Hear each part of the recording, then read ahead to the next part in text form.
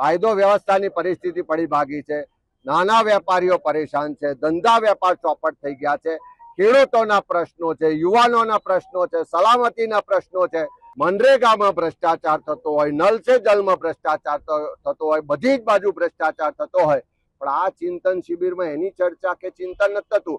આ ચિંતન શિબિરના નામે નાટક થાય છે। એક એક અધિકારી એની જમવાની જે પ્લેટ હોય છે એ 2-3 હજાર રૂપિયાની ખર્ચાય છે। પૂજ્ય બાપુના જે આધ્યાત્મિક ગુરુ એવા શ્રીમદ રાજચંદ્રજી અને એમના વિચારો પર જે આશ્રમ ડેવલપ કરવામાં આવ્યું છે, એ આશ્રમ દ્વારા જે ભોજન એ લોકો લઈ રહ્યા છે, એ જ ભોજન સૌ મંત્રીઓને, અધિકારીઓને પીરસવામાં આવ્યું છે અને એ જ ભોજન આપ સૌ લોકોએ બી લીધું છે।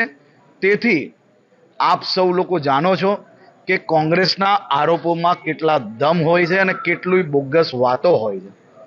એક બી રૂપિયો એ ભોજન માટે જે કંઈ અહીંયાના સામાન્ય નાગરિકો માટે, જે કોઈ આશ્રમમાં વિઝિટરો હોય છે તેના માટે જે કંઈ વ્યવસ્થા છે, એ જ વ્યવસ્થા રાજ્યના સૌ મંત્રીઓએ, મુખ્યમંત્રીશ્રીઓએ અને સૌ અધિકારીઓને પ્રાપ્ત થઈ છે।